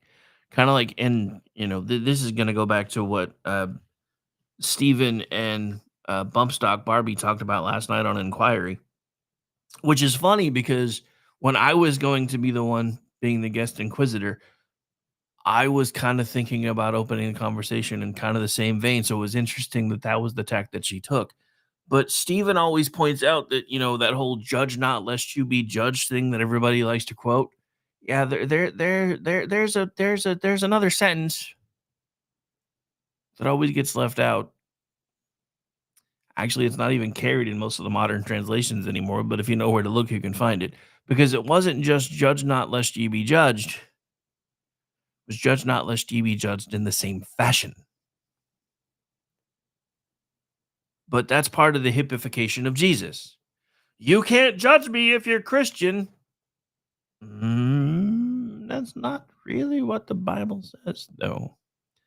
As a matter of fact, there's actually a part of the Bible that says after Christ's return and he establishes heaven on earth and his new kingdom on the new earth, we will be the judges of the planet. I don't make that up. That's in there, though. Because there's actually other scriptures where Paul plainly says we are called to hold our brothers to standards, which basically means that we're called to, judge you and correct you when necessary. So the idea that Jesus put forth the idea that we can't judge, it's not what he meant. Not what he meant at all.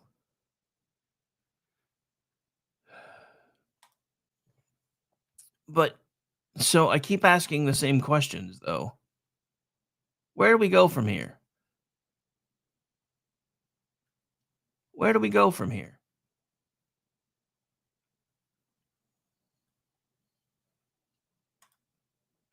Because I don't know the answer. I wish I did.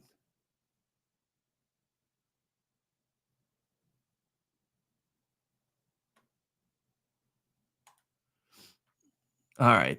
So this is from our friends at Red State. This is Nick Arama. It looks like CNN might have said the quiet part out loud again. And I've kind of touched on this already today, but I'm going to let you hear it in their own words, just because I found it humorous when I saw that this was being put out.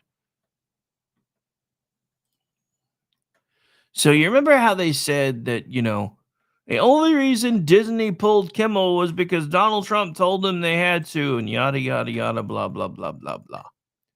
So before we get to this point, I would like to point out that I do need to correct one thing. So what I've been saying for the last few days is that Jimmy Kimmel was only getting 122,000 viewers. That is in the coveted demographic that they're looking for, the 25 to 40 group, because those are the ones with all the money. Now, he did still have a good share in the 18 to 25 demographic, as well as the old fogey demographic who were programmed to watch things like Johnny Carson and then later Leno and every iteration since. But here's what CNN was talking about yesterday after Kimmel's not so triumphant return. And they kind of let the cat out of the bag. They said the quiet part out loud. Because remember, all we were saying was the reason he was being, suspended was because nobody was watching him anyway. And then they said we were crazy because he's the number 2 show in the country. Well, here they are in their own words. Huge, absolutely huge. What are we talking about here? Well, let's take a look at YouTube views, Jimmy Kimmel Live video views. The 6-month median, the median video only gets 240,000. Look how many views Tuesday night's monologue already has. 6.7 million. That's over 25 times as large as the median Jimmy Kimmel video normally gets. And I was looking, it is by far the largest video in at least 6 months. So if Donald Trump's idea was to give Jimmy Kimmel more press and more viewership, he absolutely did so. Of course, I don't think that is what Donald Trump intended to do. Do you have any sense beyond YouTube of just how big his appeal may have been? Like, a lot of people wanted to clearly watch this from all facets of not just in America, but this is from around the world. That's exactly right. So we got this 6.7 million. I will note that number is up already about 700,000 from the last time I checked, which was about an hour ago. But take a look here. Record high Google searches last night for what time is Jimmy Kimmel on. You wouldn't have to check what time Jimmy Kimmel was on if you were a regular viewer. The reason that people were checking what time Jimmy Kimmel was on, because he was potentially pulling in a lot of viewers who normally didn't watch. And get this, it was up over 10,000%. My goodness gracious. This, of course, dates all the way back since 2004, basically since Jimmy Kimmel was first on the air. So no, it was not just on YouTube. There was a ton of interest, what we're talking about nationwide, worldwide, in terms of what time was Jimmy Kimmel on, because I don't normally watch him, but maybe I want to take a gander because maybe I'm interested to hear what he has to say. Jimmy Kimmel himself sort of said, look, when Disney did this, I went to them, I didn't like it, but he also said thank you to Disney for keeping his show on. Is there any indication that Disney has something to be happy for? He even plugged, go to Disney Plus, here's how to, as a joke, but here's how to like re-up your subscription. Yeah, I think there were a lot of people, especially on the left, who are upset at Disney for suspending Jimmy Kimmel. And we saw Google searches last week for boycotting Disney and canceling Disney Plus go way up. But take a look here. Google searches versus last week's peak. Boycotting Disney, down about 75% as of last night. How about cancel Disney Plus? Down about 75% from its peak. So the bottom line is this was great for Jimmy Kimmel in terms of what we see so far on YouTube. It's probably going to translate to the ratings. And also Jimmy Kimmel's return is good for Disney because all of a sudden people aren't so interested in boycotting them or canceling their Disney Plus subscription. So it ends up being pretty decent for Disney's bottom line, bringing Jimmy Kimmel back to the stage. We'll see how it goes throughout the many weeks that he is on. Harry Enton, it is always a pleasure to be here with you. The pleasure was all mine. Huge. I kind of wish I'd looked, Andrew. Let's see if we can find out.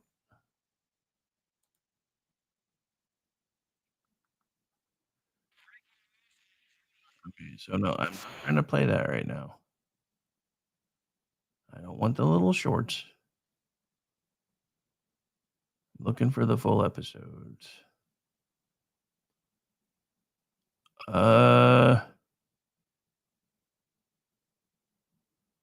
I don't even show one on their YouTube channel for last night yet, so I don't know. Looks like the one that I show from the night before is actually up to 19 million views now, which I guess is good. But I mean, looking at the one from over a week, like 9 days ago, before all the suspension stuff happened. But those are just clips, though, too. Those aren't even the full episodes. Hang on, let me try something. Sorry, looking for something live while we're digging around. I guess I should have put it on the screen so you guys could see what I was trying to look at. Yep, nope. I can't even find them. I did find the Jimmy Kimmel Live YouTube channel, but I'm not even finding any information that's showing the full episodes. So I don't know where they're getting from. I see a bunch of shorter clips, like 15 minutes, 13 minutes, 19 minutes.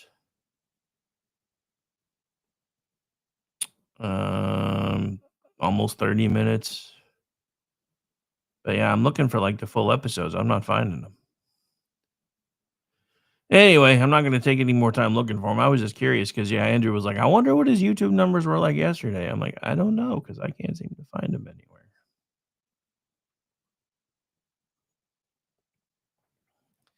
Anyway, I was going to look real quick. I really was. But yeah, I wasn't finding them, so I don't know. All right. As far as I know, I mean, he's still not being carried in most of my area, so I wouldn't really have any way to watch him anyway. I don't really care because I wouldn't have been. But as far as I know, he was supposed to be on last night. But again, on the Jimmy Kimmel YouTube channel, I'm not even showing the full episodes. I'm only showing clips and shorts, so I don't know.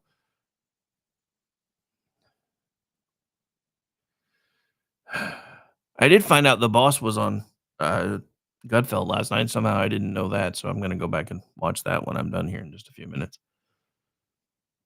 All right, so let's take a quick spin around the news feeds as we do get ready to wrap things up. Since I took an extra break in the first hour, probably not taking this one. So according to Kash Patel, he's releasing a statement about a note that was found from the ICE shooter. This is from our friends at Town Hall, Leah Barkaukis. FBI Director Kash Patel said the agency has been working around the clock to seize evidence and process data related to Wednesday's shooting at an Immigration and Customs Enforcement detention facility in Dallas, Texas. One detainee was killed in the attack and 2 others were injured. The shooter, identified as, not going to say his name, died of a self-inflicted gunshot wound. Authorities quickly determined that there was an ideological motive behind the shooting after anti-ICE messaging was found on rounds near the suspect. Thursday's update indicates a high degree of pre-attack planning was involved in the shooting, according to Kash Patel. In the interest of transparency, he revealed the following findings. The subject downloaded a document titled Dallas County Office of Homeland Security and Emergency Management containing a list of DHS facilities. He conducted multiple searches of ballistics and the Charlie Kirk shot video between 9:23 and 9:24. Between 8:19 and 8:24, he searched apps that tracked the presence of ICE agents. One of the handwritten notes recovered read, "Hopefully this will give ICE agents real terror to think, is there a sniper with AP rounds on that roof?" Further accumulated evidence to this point indicates a high degree of pre-attack planning. So again, the leftist talking points, including those of Ms. Tarlov yesterday, previously on The View, was, how do we know what he was really there to do, since all he really wound up doing was shooting up a bunch of migrants? Well, we already pretty much we knew what he was there to do. You might not want to see it. You're going to run from it. That's fine. I'm done running from it. It's time for us to look evil in the face and tell it no more. It's up to them what happens next. I'm going to tell you guys the same thing my dad always told me. I better not ever find out you started the fight, but if you're ever in one and you didn't finish it, I'm going to kick your ass. That's where we are right now. That's why the title of yesterday's show is we're basically in a fight for the soul of this nation. Because these people are the ones that think we're the evil ones. And they have convinced themselves of that because they had to. Because there was no other way for them to reconcile their fall into darkness. They had to make us the bad guys. And they've done it. They've repeated it to themselves over and over and over again, where there's no breaking through it anymore. And it's not just them. This is part of what I've been talking about throughout the entire show. Our education system was designed to make these people believe whatever the people that were teaching them wanted them to believe. And you're now seeing firsthand exactly how broken our education system is. They're not teaching critical thinking anymore. Hell, they're barely teaching reading and math. So what are they teaching? Why are they there for 6, 7, 8 hours a day? For most of America, up until COVID, it was glorified babysitter. Mom and dad both have to work. Mom and dad rejoiced in the fact when a kid got old enough to go to school because they weren't having to pay a full-time daycare bill anymore. Because society's decided that both mom and dad have to work. This is part of the indoctrination that I've been talking about. I'm telling you right now, part of getting mom out of the house was probably a government psyop. Because what happened overnight? America's tax base went more than double within the first 5 years of women being allowed into the workforce. Because I'm going to say, I guarantee you there were women that dragged their feet about it. But eventually everybody had to go into the workforce. Then you had all the business owners going, well, they have twice the income now, so we can raise our prices. Then you had the slow and steady devaluation of our currency to keep us on the work treadmill even longer. The removal of good, decent retirement programs that would allow people to work for 20 years and then be able to retire and do the things that they wanted to do. These are things that are unheard of anymore, that were commonplace all the way through the 1970s. They aren't anymore. Pretty much any business that was trying to attract you knew that they were going to be able to keep you and you were going to be able to be productive for about 20 years.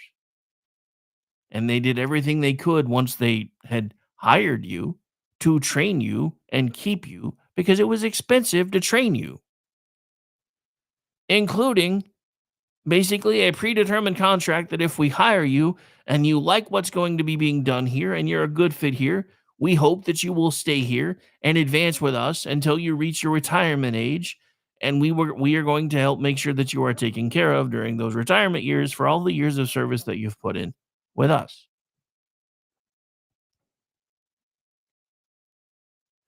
Exactly, Hippie J.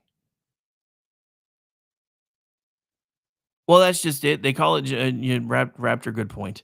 They call it Jimmy Kimmel Live because it's taped live. It's never actually live. It's like Gutfeld. They tape it in the middle of the afternoon, which has always been how the late shows have worked. They run them late, but they tape them during the day.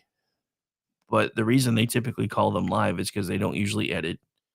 unless they absolutely have to, and they tape it in front of a live studio audience. But exactly to the other point you were making, Hippie Jane. Thank you for watching from YouTube. We almost never get any traffic over there.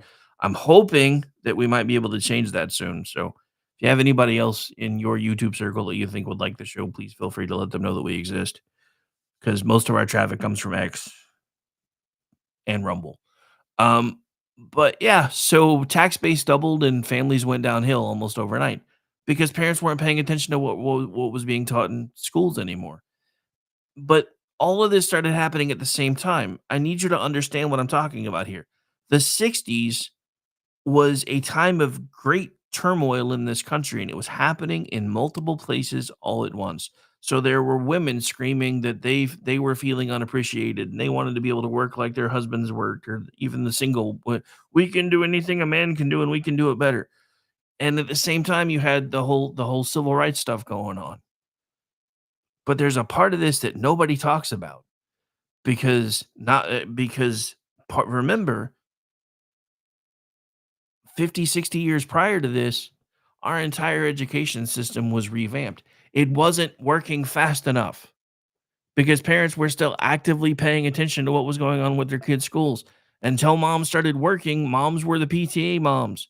They were involved in all the school activities. They were there for all the plays. They went for all the parent teacher conferences. They helped check their kids' homework. They did all the things, which was stopping the indoctrination process that the school was trying to transition everyone to, because parents were still stepping in and saying, no, that's not right. We're going to teach you about this at home. You know how I know? Because I did that with my kids. My kids hated me all the way through elementary school and junior high school, because it wasn't called middle school back then where we lived. It is now. But because I gave them extra homework every day. I told my kids years ago when I found out they weren't teaching cursive anymore, especially for my youngest, I don't care if you can ever write in cursive because my script writing sucks. I do care if you can read in cursive, though, because most of our documents are written in a form of cursive, and if you can't read it, you can't understand it, which means the only versions you can understand are the block versions, which means they may or may not at some point start being edited because they're stored online. So they started learning about history and our founding fathers and all the things that weren't being taught in schools anymore. And they're better people for it. But they hated me at the time. But the more they got parents out of schools and moms out of homes, the easier it was for the indoctrination to accelerate. Because remember, by the 60s, we were already, even at the span of the time frame they were measuring generations back then, already 3 generations removed from what the school system was supposed to be doing. And trust me, the people that were in charge knew that. And it still wasn't getting there. So you had moms removed from the home, moms added to the workforce, kids no longer having the same kind of attention paid to them regarding their schoolwork. Then you had the Carter administration decide we were going to federalize and centralize our education. If you'll notice now, the new communist buzzword is central planning. We didn't ever really realize that before, or I doubt Carter would have been able to centralize our education. A lot of people voted for Reagan the first time because he promised to do away with our Department of Education, and he did not in either his first or his second term because there were too many headwinds. There would not be nearly as many people calling for the dissolution of our Department of Education if they hadn't been able to peel back the curtain during COVID.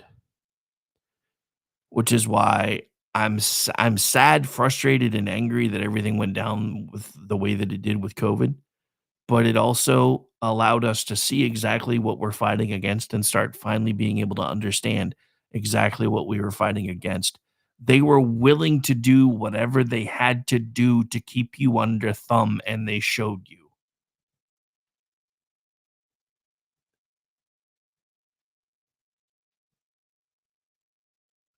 I don't know. PZ's like, I heard the tone, your cake is done. I don't there was no tone, I don't think. I didn't play anything. But this is what we're fighting against. And it's taken them over 100 years to get us to this point. I don't think it would have taken quite as long if Trump hadn't won in 16. They had us really close to going off the cliff. That was the plan. Hillary Clinton was going to get to actually be the wicked witch of the Western Hemisphere and push the rest of the Western world off the cliff. That was the plan. The plan got stopped.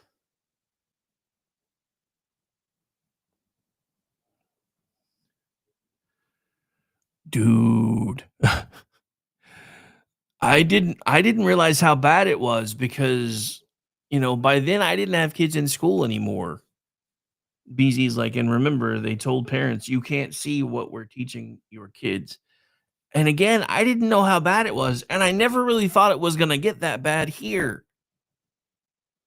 Because, supposedly one of the reddest states in the country. All 77 counties went for Trump all 3 times. But there are nice, deep pockets of blue that get overcome in major elections. So, didn't realize how broken it was even here. I'm noticing it, or I was noticing it. I will say this. One of the things that saved my youngest son, I do firmly believe, is when we decided to move out here. Because he went from attending the school that I graduated from, that my 2 middle kids graduated from, and went from being a C average student who was constantly getting in trouble, starting to start the process to try to talk back to me and his mom. That was fun. To getting moved out here where he went from being one of 40 kids on average in a classroom to one of 15 to 20. And having other male role models in his life, because half his teachers were men in this school, which helped me immensely. And went from being a C student to being an A student. And is now, after everything that happened over the last couple of weeks, talking to me about how to become more involved politically, where he can start working on trying to start doing some public speaking, how to get involved in campaigns. At 25. He'll be 25 in a couple of months.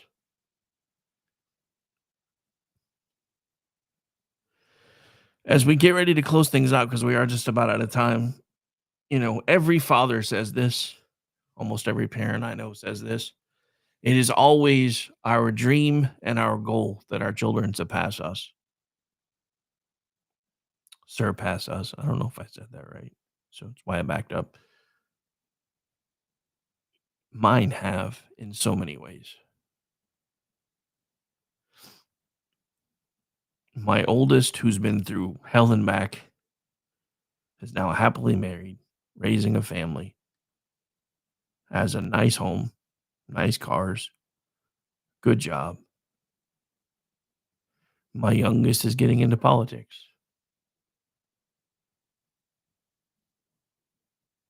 And it's funny because just a month ago, I was talking to him because he was considering becoming a police officer. And BZ, for the record, some of what you said helped change his mind for now.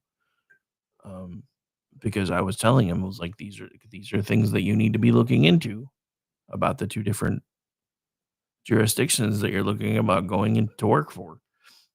And he decided to wait. And then I got a text the day after what happened with Charlie Kirk with the same verse that's on the header of my X account now.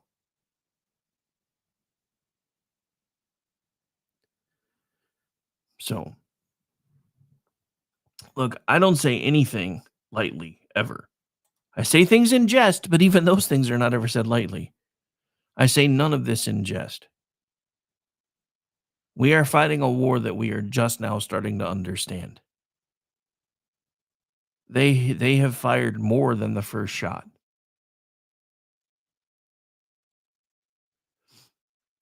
And it's time for us to start coming to terms with that fact. And that was, I wasn't going to do it. So Gene found out, because we normally do.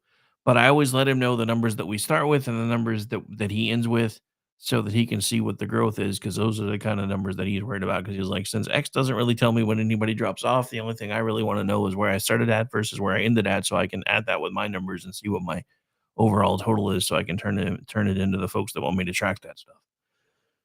So I did my usual. You're up on the feed. This is what you started with. And then he's like, you want to join in? At that point, like I said, I was exhausted. Remember, fell asleep at my desk last night. So I was originally going to say no. And then I was over there watching his YouTube channel and I saw his little tagline, hang on, like I have here. Sorry, I thought that was up, but I don't guess it is. Oh, I think that's controlled on the things now, so I don't really know how to bring that back. I didn't realize it wasn't there. And anyway, so normally there's a thing right here that says my name, and underneath it says GM KLR Radio DB and podcast host of many, because that's what I am and it's what I do. But on Gene's last night, it had his name, and underneath it said, "Don't ever let them change you." And I have to admit, I took a bit of offense to that. And yes, we may go into a couple minutes of overtime here. Not because I'm saying that we need to start fighting in the exact same fashion that we fight, but at this point, I am firmly in the camp of, with everything that they've done, you can't keep coming at this like we can't let them change us, because something has to change. We can argue about what that change is and how we're going to get there, but something has to change. And I told him, for me, a lot of things have changed since September the 10th. I'm praying more than I did. I'm reading my Bible more than I did. I'm trying to police my language more than I did. Because I, like a lot of people in the country, have turned back towards my faith again. Because I had to turn towards something. Because otherwise, what is this even for? What is it even for? Why does it matter? If we're all just a bunch of animals doing what we do, in the words of the Bloodhound Gang, then why does it matter?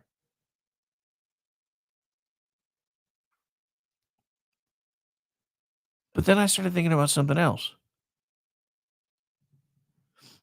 It's not that I want us to fight them exactly the same way that they're fighting us. It may come to that. There may not be a way around it, but we have other ways that we can fight that they don't. Especially those of us with faith, because we understand that we are not necessarily fighting the physical. And if you're not seeing that now with these people that are willingly showing you that they are basically demon possessed on their TikTok feeds, that's the irony of the people that are screaming at us that we're the demons. That's like fucking Don Lemon the other day talking about how he was watching the memorial for as long as he could, and eventually he had to turn it off. And it was funny because what he was describing when he started talking about feeling like he was getting shook up by it and this, that, and the other, and it was terrifying him. I'm like, dude, you had the Holy Spirit trying to get a hold of you and you ran from it, bro. Everything that you just described to me is exactly what it feels like for people that haven't ever experienced the Holy Spirit before, or if it's been a minute and they've forgotten what it feels like. And you ran from it because your flesh wasn't ready for it.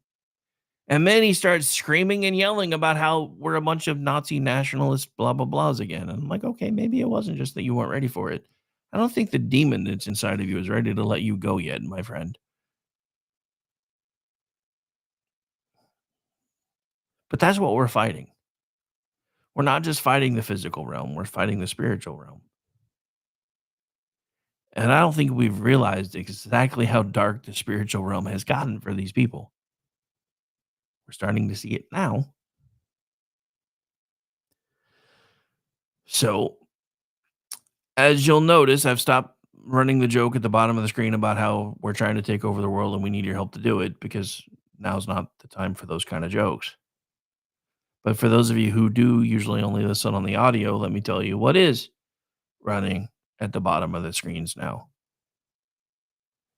Depending on which one, when I'm playing videos, it normally says we're all Charlie Kirk now with his birth year and his death year.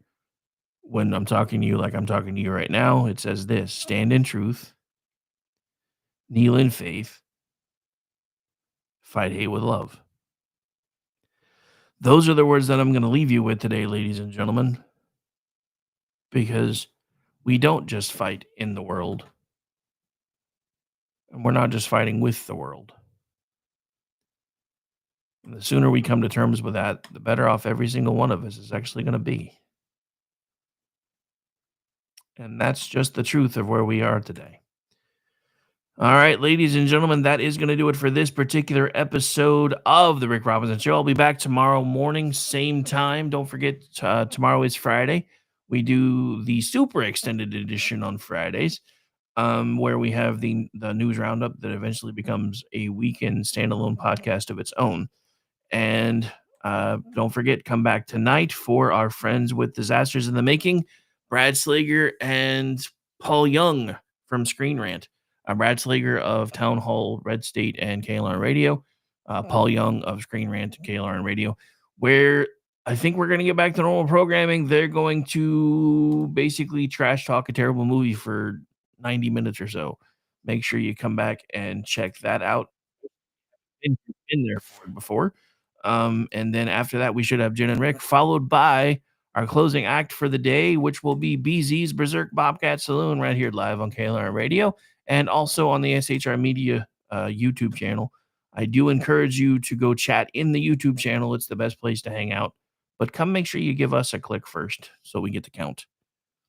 All right, folks, that's it. Going out a little different. Bye, everybody.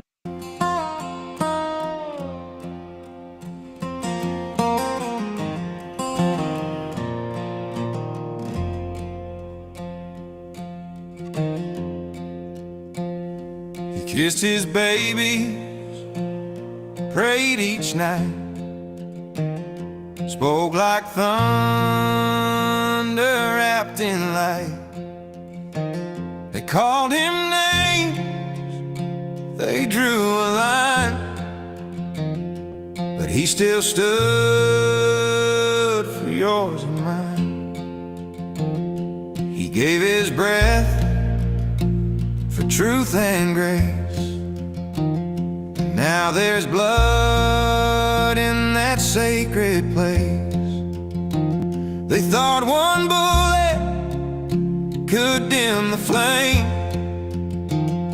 but now 1,000 voices chant his name. And the silence broke like shattered glass when a lion fell. We all look back.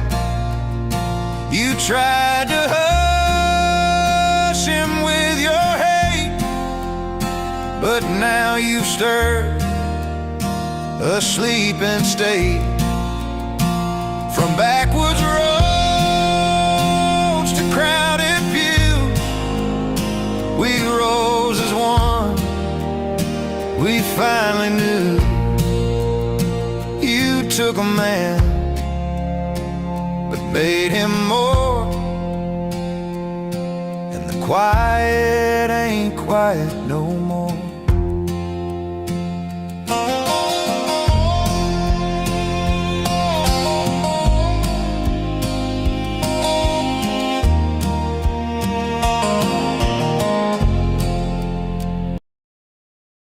He didn't ask for gold or praise.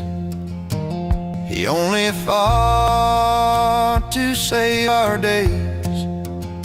They mocked his faith, called love a sin, but he still opened every door to let us in. Now mothers cry and fathers kneel. He's gone, but oh, we start to feel he planted roots too deep to pull.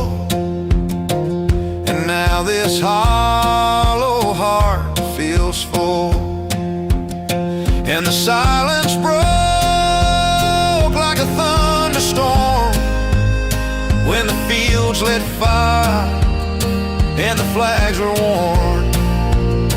You thought we'd bow, forget his name, but now his loss has sparked a flame.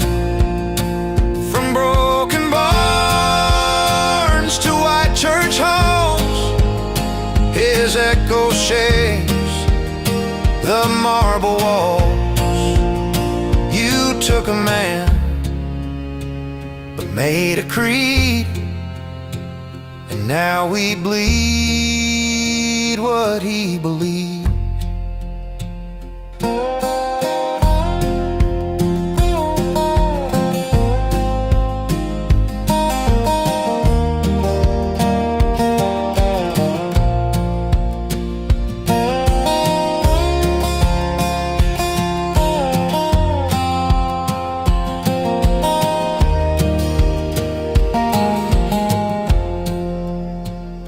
One voice gone, a million rise.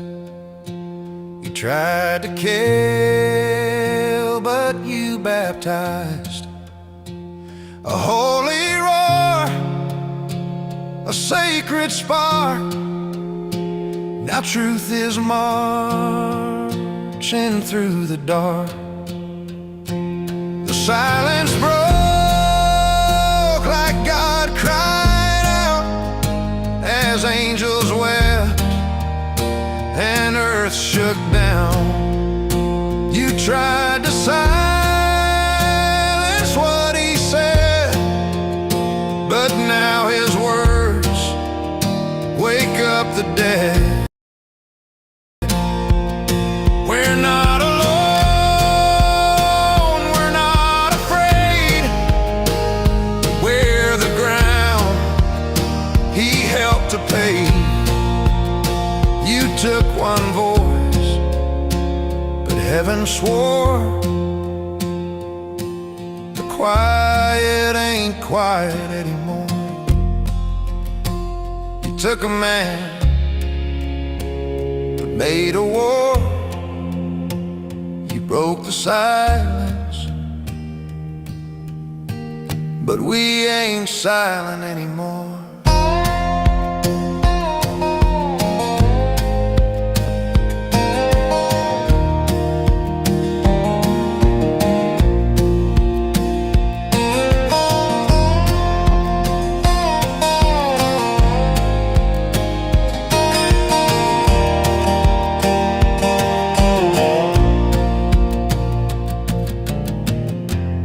Say goodnight.